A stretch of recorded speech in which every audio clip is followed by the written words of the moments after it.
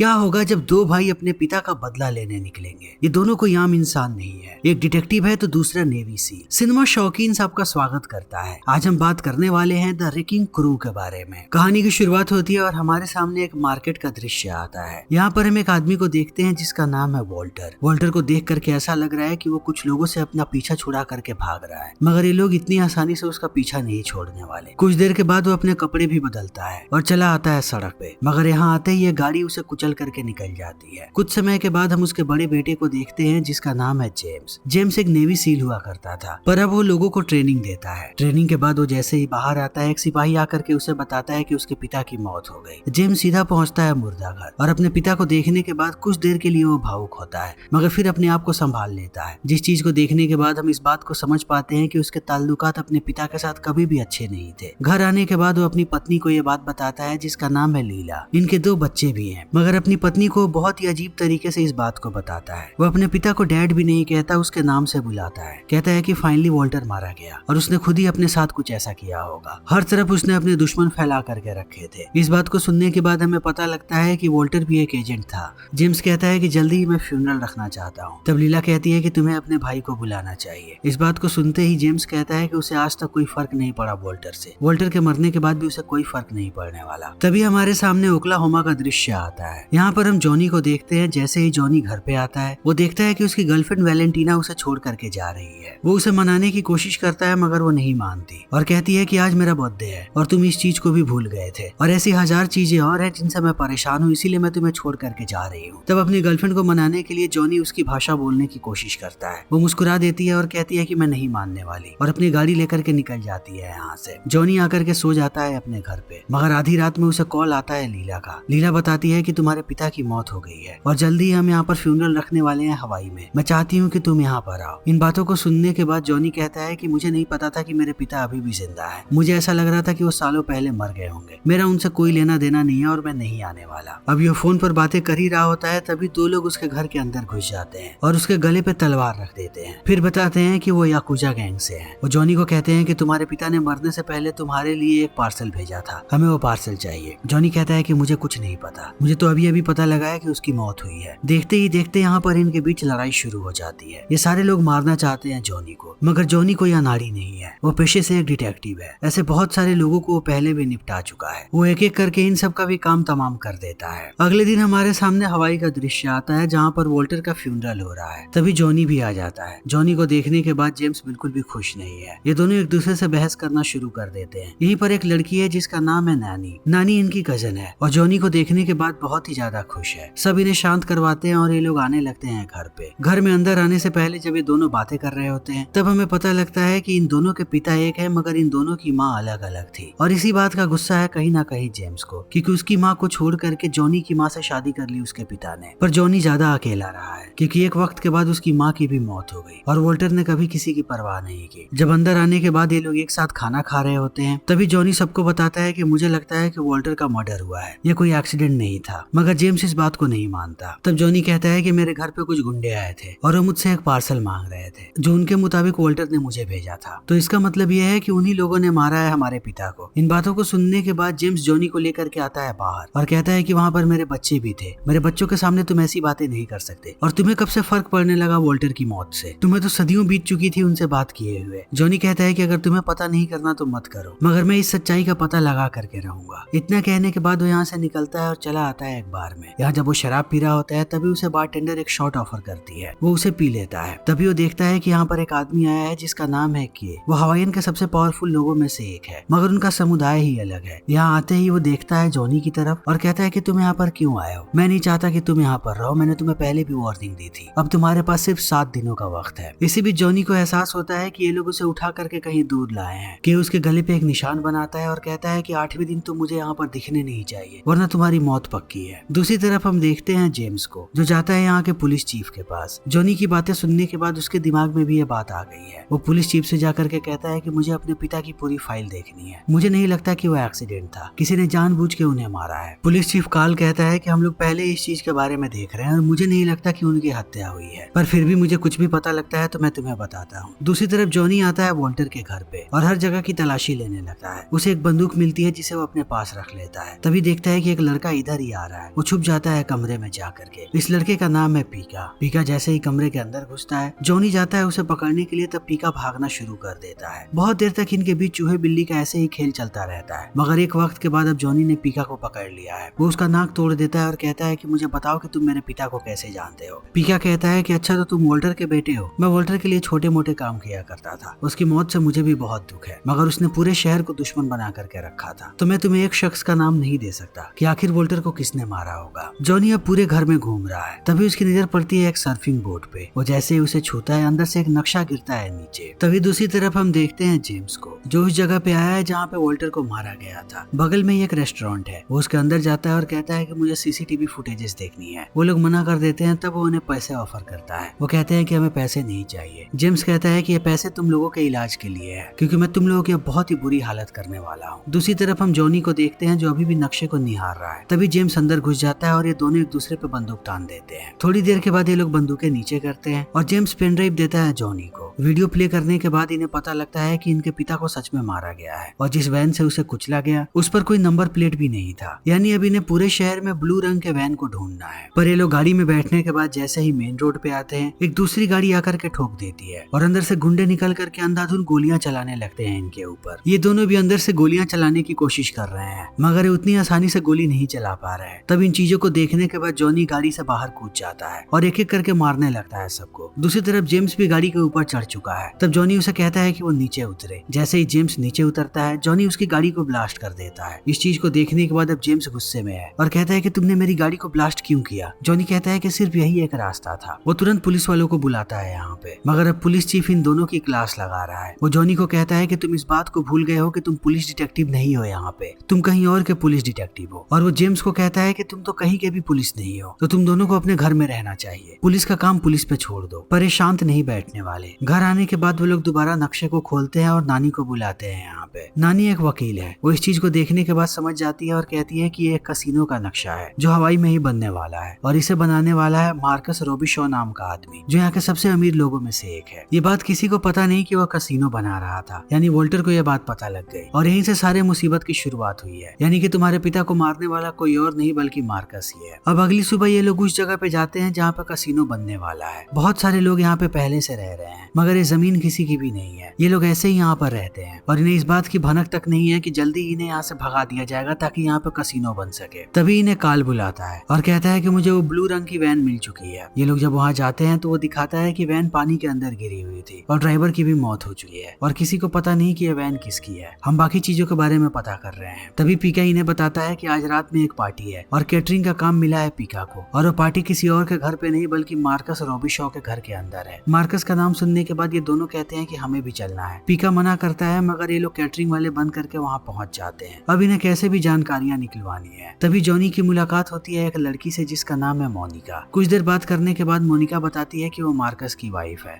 और जॉनी कहता है कि वो अपने पिता के कातिलों को ढूंढने आया है। तब मोनिका कहती है कि क्या तुम वोल्टर के बेटे हो? मैंने वोल्टर को हायर किया था अपने पति पर नजर रखने के लिए। मैं उसे तलाक दे रही हूँ, मगर एक वक्त के बाद वोल्टर की मौत हो गई। उसे क्या पता लगा मुझे भी नहीं पता। मैं चाहती हूँ कि कल आकर के तुम मुझसे मिलो, मैं यहाँ पर बात नहीं कर सकती। वहीं दूसरी तरफ हम देखते हैं जेम्स को, जिसके पास मार्कस के लोग आ गए हैं और वो उसे पकड़ करके लाते हैं नीचे। जॉनी भी यहीं पर है। मार्कस कहता है कि तुम दोनों यहाँ पर क्या कर रहे हो? अगर तुम लोगों को लगता है कि तुम्हारे पिता को मैंने मारा है तो तुम लोग गधे हो। मैंने तुम्हारे पिता को काम पे रखा था ताकि वो मेरी पत्नी पर नजर रखे। मुझे लग रहा था कि उसका चक्कर चल रहा है कहीं, मगर इसी बीच वोल्टर की मौत हो गई। इन बातों को सुनने के बाद ये दोनों जाने लगते हैं। इन्हें समझ में आ जाता है कि पति और पत्नी दोनों ने एक ही इंसान को हायर किया था एक दूसरे पर नजर रखने के लिए, जो कि बहुत ही अजीब है। अगले दिन जैसे ही जॉनी बाहर आता है, उसे पता लगता है कि जहाँ पर वो मोनिका से मिलने वाला था वहीं पर मोनिका को मार दिया गया है। तब उसे पहली बार शक होता है मार्कस पे कि मार्कस बहुत ही घिनौना इंसान है। उसने अपनी पत्नी को भी मार दिया, यानी कि वो कुछ भी कर सकता है। वो चला आता है मार्कस के घर पे और सारे गार्ड्स को पीट रहा है ताकि वो मार्कस तक पहुंच सके, मगर एक वक्त के बाद टेजर से वो लोग उसे बेहोश करके नीचे गिरा देते हैं। तब मार्कस आता है सामने जॉनी के। जॉनी कहता है कि तुम एक बहुत ही घटिया इंसान हो, तुमने अपनी पत्नी को क्यों मारा? मगर मार्कस इन बातों का कोई जवाब नहीं देता और पुलिस के हवाले कर देता है जॉनी को। तब उसे छुड़ाने के लिए यहाँ पर गवर्नर आता है। जॉनी अब छूट चुका है और जैसे ही बाहर आता है उसकी नजर पड़ती है जेम्स पे, मगर वो उससे बात नहीं करता, उसे इग्नोर करके जाने लगता है। तब जेम्स उससे कहता है कि आखिर तुम मुझसे इतनी नफरत क्यों करते हो? फिर ये दोनों लड़ना शुरू कर देते हैं। बहुत देर तक इनके बीच लड़ाई होती रहती है। कुछ वक्त तक जेम्स हमला नहीं करता, मगर एक वक्त के बाद वो भी बड़ी बेरहमी से मारता है जॉनी को। तब जॉनी बताता है कि वो बहुत ही छोटा था जब उसकी आंखों के सामने उसकी माँ को मार दिया गया। उसके पिता ने कभी उसकी परवाह नहीं की। जॉनी को लगता था कि जेम्स उसकी मदद के लिए आएगा क्योंकि जेम्स के अलावा उसके पास कोई नहीं था, मगर जेम्स ने भी उससे मुंह मोड़ लिया और ये बात उसे अंदर से खाती है। वो हमेशा अपने भाई का इंतजार कर रहा था ताकि वो उसकी मदद के लिए आए। जेम्स कहता है कि उसे अफसोस है कि वो अपने भाई के लिए क्यों खड़ा नहीं हो सका, मगर अब वो उसके साथ लड़ना नहीं चाहता।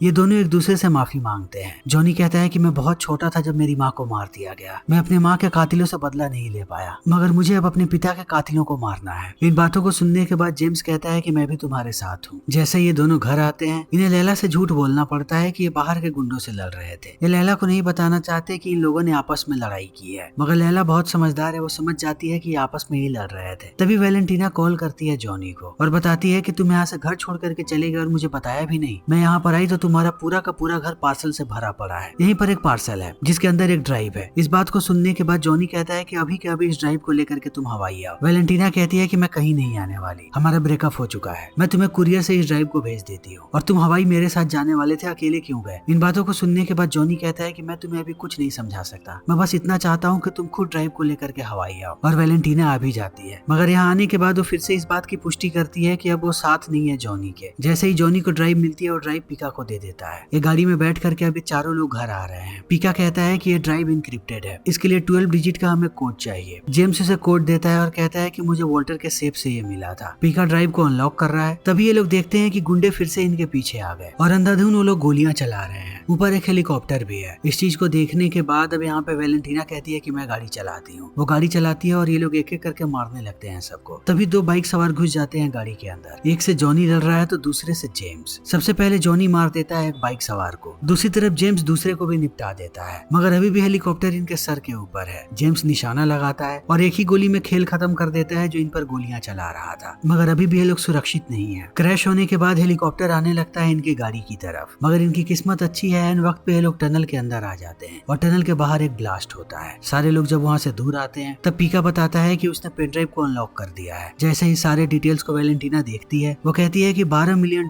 का ट्रांजैक्शन हुआ है और ये सारा का सारा पैसा एक ही आदमी के अकाउंट में गया है। जैसे ही वो नाम बताती है, नाम सुनने के बाद ये दोनों चौंक जाते हैं क्योंकि ये सारा पैसा गवर्नर के पास गया है, यानी गवर्नर भी मिला हुआ है मार्कस के साथ। दूसरी तरफ नानी जाती है गवर्नर के पास उस नक्शे को लेकर के और कहती है कि यहाँ पर एक इलीगल कसिनो बनने वाला है जिसके बारे में किसी को पता नहीं, मगर ये बात मुझे समझ में नहीं आ रही कि इसे गवर्नमेंट ने कैसे अप्रूव किया है। अभी भी वहाँ पर लोग रह रहे हैं, यानी उन सबको हटा दिया जाएगा। नक्शे को लेने के बाद गवर्नर कहता है कि मैं देखता हूँ कि मैं क्या कर सकता हूँ। तभी जेम्स और जॉनी वैलेंटीना को लेकर के आते हैं घर पे। यहाँ आने के बाद जेम्स को कुछ गड़बड़ लगती है। वो हर तरफ लैला को ढूंढता है मगर लैला कहीं नहीं मिलती। जैसे ही वो बाथरूम में जाता है, देखता है कि उसके बच्चे छुपे हुए हैं और रो रहे हैं। वो बताते हैं कि कुछ लोग आए थे जो उसकी माँ को उठा के ले गए। तभी मार्कस कॉल करता है जेम्स के फोन पे। उसे बताता है कि तुम्हारे पास एक पेन ड्राइव है, वो पेन ड्राइव मुझे चाहिए। अगर तुम 1 घंटे में यहाँ पर नहीं आए तो मैं लैला और नानी दोनों को मार दूंगा। इस बात को सुनने के बाद ये दोनों आग बबूला होने लगते हैं। जेम्स अपना खुफिया कमरा खोलता है जिसके अंदर दुनिया के सबसे खतरनाक हथियार पड़े हुए हैं। एक बैग के अंदर ये लोग सारे हथियारों को डालते हैं और जाने लगते हैं मार्कस के घर की तरफ। जितने भी बाहर मार्कस के लोग हैं वो एक एक करके सबको मार देते हैं, मगर इनकी बंदूकों में साइलेंसर लगा है, किसी को कानो कान भनक नहीं लगती इस चीज के बारे में। हर तरफ लाशें बिछ चुकी हैं। कुछ देर के बाद मार्कस देखता है कि यहाँ की बिजली चली गई। तब उसे एहसास होता है कि वो दोनों यानी आ चुके हैं। वो अपने एक आदमी को भेजता है